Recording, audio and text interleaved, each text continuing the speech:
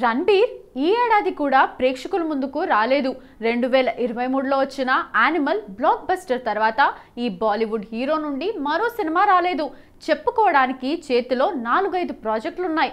అన్నీ కూడా క్రేజీ ప్రాజెక్టులే. అత్యంత భారీ బడ్జెట్ చిత్రం రామాయణతో పాటు Bollywood most successful director Sanjay Leela Bhansali దర్శకత్వంలో తెరకెక్కుతోన్న లవ్ అండ్ వార్ సెట్స్ పై ఉన్నాయి. రామాయణాన్ని ఇప్పటి వరకు కని విని ఎరుగని రీతిలో 4000 కోట్ల బడ్జెట్తో హై విజువల్ ఎఫెక్ట్స్తో గ్రాండియర్ ఫిల్మ్గా తెరకెక్కిస్తున్నాడు రామాయణాన్ని ఇప్పటి వరకు కని విని ఎరుగని రీతిలో 4000 కోట్ల బడ్జెట్తో హై విజువల్ ఎఫెక్ట్స్తో గ్రాండియర్ ఫిల్మ్గా తెరకెక్కిస్తున్నాడు నమిత్ మల్హోత్రా. రామాయణ కన్నా ముందే రణబీర్ మరో ఫిల్మ్తో రాబోతున్నాడు. Star director Sanjay Leela Bhansali Love and War తెరకెక్కుతోంది.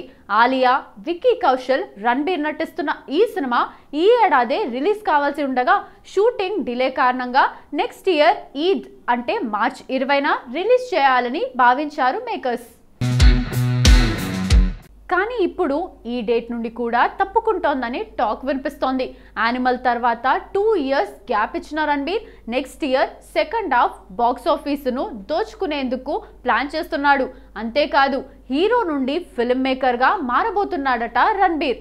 తాత వారసత్వాన్ని మళ్లీ నిలబెట్టేందుకు ఆర్కే స్టూడియోను పునరుద్ధరించనున్నాడని తెలుస్తోంది.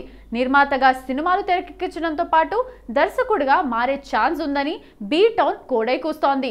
అయాన్ ముఖర్జీ, దీపికా పదుకొన్లతో చిత్రాలను తెరకెక్కించే ఛాన్స్ ఉందని టాక్. ఈ సంగతి పక్కన పెడితే హీరోగా ఈ ఏడాది క్యామియోలతో సరిపెట్టేశాడు రణబీర్. బ్యాట్స్ ఆఫ్ బాలీవుడ్లో కనిపించిన యానిమల్ హీరో దే దే ప్యార్ దే 2లో గెస్ట్ అపియరెన్స్ ఇవ్వబోతున్నాడట. యానిమల్ రూపంలో ఎక్స్పెక్ట్ చేయని రీతిలో ఓ హిట్ పడగానే నెక్స్ట్ చేసే సినిమాల విషయంలో చాలా జాగ్రత్తలు తీసుకునేందుకు ఈ గ్యాప్ తీసేసుకుంటున్నాడు రణబీర్.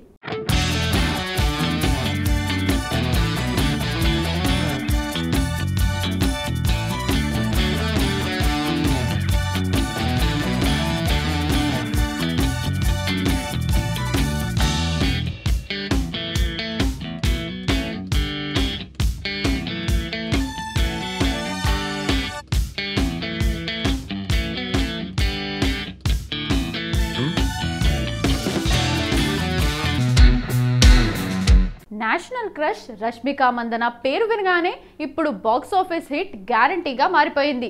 ఈ అందాల భామ 2025లో తన సినిమాలతో అద్భుతమైన రికార్డులు సృష్టించింది. సంవత్సరం మొత్తం ఆమె నటించిన 4 సినిమాలు 100 కోట్ల మార్క్ దాటడం ఒక పెద్ద ఘనతగా నిలిచింది. తాజాగా విడుదలైన థామస్ సినిమా కూడా ఈ లిస్ట్లో చేరి రష్మిక విజయపథాన్ని మరింత బలపరిచింది. ఆదిత్య సర్పోత్కర్ దర్శకత్వంలో తెరకెక్కిన ఈ హారర్ కామెడీ థ్రిల్లర్ భారతదేశంలో ఘన విజయం సాధించింది. లెక్కల ప్రకారం తామ ఇప్పటి వరకు ఇండియాలోనే 119.65 కోట్లు వసూలు చేసింది. 2025 మొదట్లో రష్మిక విక్కీ కౌశల్ సరసన నటించిన చావాతో థియేటర్లలో దుమ్మురేపింది. ఈ సినిమా అంచనాలకు మించి సూపర్ హిట్గా నిలిచి 800 కోట్లు పైగా వసూలు సాధించింది.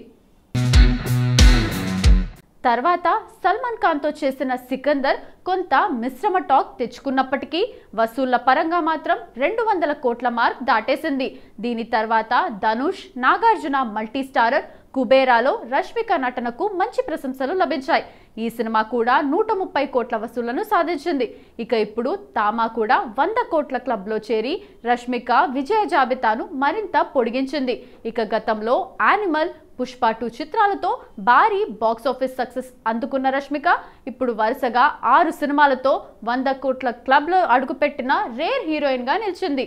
ప్రస్తుతం ఆమె చేతిలో ఇంకా 2 భారీ ప్రాజెక్టులు ఉన్నాయట. ఒకటి దక్షిణాది big budget pan India movie, మరొకటి హాలీవుడ్ లెవెల్ వెబ్ సిరీస్. ఈ వేగం చూస్తుంటే రష్మిక బాక్స్ ఆఫీస్ సామ్రాజ్యం ఇంకా కొన్నేళ్ల పాటు కొనసాగడం ఖాయమని అనిపిస్తోంది. ఈ ఏడాదిలో ప్రభాస్ నటించిన ఒక్క సినిమా కూడా రిలీజ్ కాలేదు. కన్నప్ప సినిమాలో గెస్ట్ రోల్లో కనిపించిన డార్లింగ్ మిరాయ్ సినిమాలో తన వాయిస్ ఓవర్తో పలకరించాడు. వాస్తవానికి ప్రభాస్ నటించిన రాజాసాబ్ సినిమా ఈ ఏడాది డిసెంబర్లో రిలీజ్ కావాల్సి ఉంది.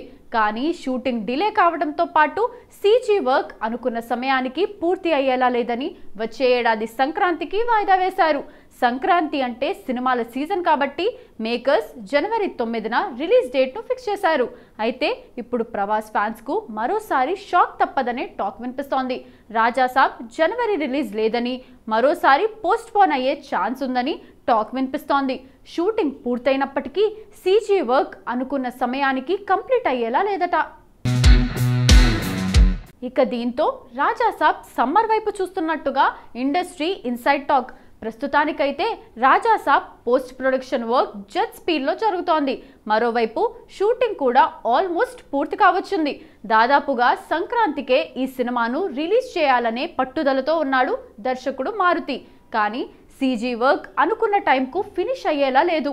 అలాగే ఓటీటీ బిజినెస్ కూడా ఇంకా అవ్వలేదు.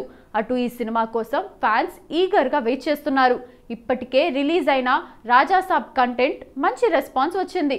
పీపుల్ మీడియా సంస్థ నిర్మిస్తున్న ఈ సినిమాకు తమన్ సంగీతం అందిస్తున్నాడు. మరి పొంగల్కు రిలీజ్ చేస్తారా లేక వాయిదా వేస్తారా అనేది చూడాలి.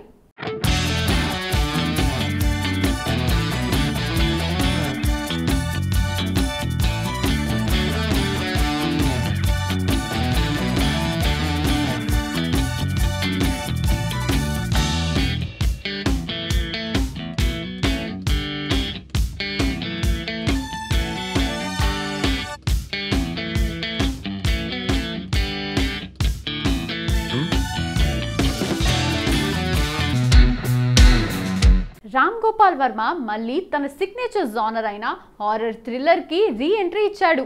దెయ్యం, రాత్రి, రక్ష తర్వాత చాలా కాలానికి ఆయన ఈ జానర్కి తిరిగి రావడం వల్ల హారర్ ఫ్యాన్స్ చాలా ఎక్సైటెడ్గా ఉన్నారు. సస్పెన్స్, హారర్, సైకలాజికల్ యాంగిల్ కలిపి పోలీస్ స్టేషన్ మే బూత్ మూవీతో రాబోతున్నారు. టైటిల్ని చూస్తే చాలు ఇందులో ఎంత సైకలాజికల్ థ్రిల్, టెర్రర్ మిక్స్ చేశారో అర్థమవుతుంది.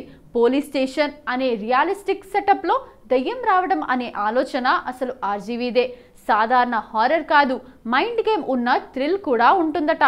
ఈసారి ఆయన షాక్ ఇచ్చింది రమ్యకృష్ణ లుక్తోనే. తాజాగా ఆమెకు సంబంధించిన పోస్టర్ రిలీజ్ చేశారు. ఇందులో రమ్యకృష్ణ భయంకరంగా, కొంత హాట్గా కనిపించడం నిజంగా అద్భుతంగా ఉంది. తిలకం, కాటుక కళ్ళతో మాంత్రికురాలిగా ఆమె లుక్ గూస్ బంప్స్ తెప్పిస్తున్నాయి. ఆర్జీవీ సినిమా అంటే ఏమిటో మళ్ళీ గుర్తు చేస్తుంది. రమ్యకృష్ణ ఎప్పుడు పవర్ఫుల్ రోల్స్లోనూ, గ్రేస్ఫుల్ లుక్స్లోనూ కనిపించింది. కానీ ఈసారి ఆమెలోని కొత్త షేడ్ను ఆర్జీవీ బయటికి తీయబోతున్నాడు అని అనిపిస్తోంది. మనోజ్ బాజ్పాయ్ పోలీస్ ఆఫీసర్గా, జెనీలియా సపోర్టింగ్ రోల్లో నటిస్తుండగా ఒక దయ్యం పోలీస్ స్టేషన్లో తిరుగుతూ ఒక్కొక్కరిని వేటాడటం అనే కాన్సెప్ట్ ఆర్జీవీని గుర్తు చేస్తోంది. ఇక ట్యాగ్ లైన్ చనిపోయిన వారిని మీరు అరెస్ట్ చేయలేరు. ఆర్జీవీ మార్క్ పంచ్తో ఉంది. ఇలాంటి లైన్స్నే ఆయన సినిమాలకు సిగ్నేచర్ ఇస్తాయి. మొత్తానికి రమ్యకృష్ణ లుక్తో మొదలైన ఈ హారర్ హైప్ రిలీజ్ వరకు కొనసాగనుంది. ఎందుకంటే ఆర్జీవీ భూతం వస్తే సైలెంట్గా వెళ్ళదు. బాలీవుడ్లో నెపోటిజం ఎక్కువ.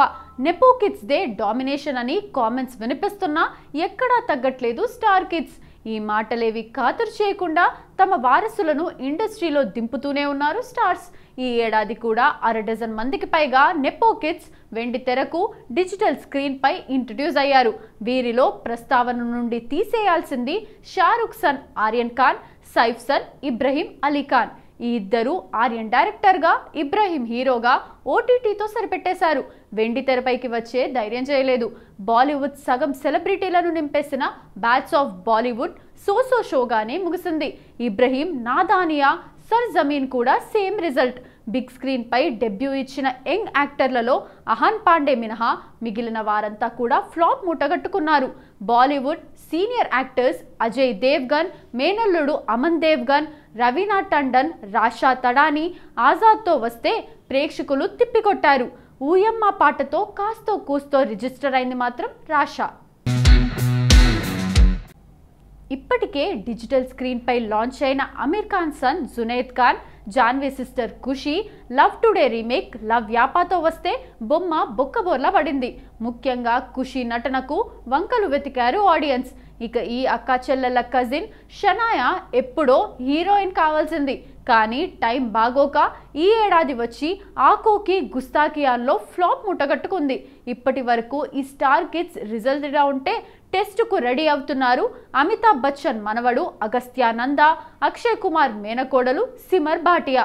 అత్యంత చిన్న వయసులోనే పరమవీర చక్ర అవార్డు అందుకున్న ఆర్మీ అధికారి అరుణ్ ఖేతర్పాల్ జీవిత స్టోరీ ఆధారంగా తెరకెక్కుతోన్న 21తో సిల్వర్ స్క్రీన్ స్టెపిన్ కాబోతున్నాడు అగస్త్య.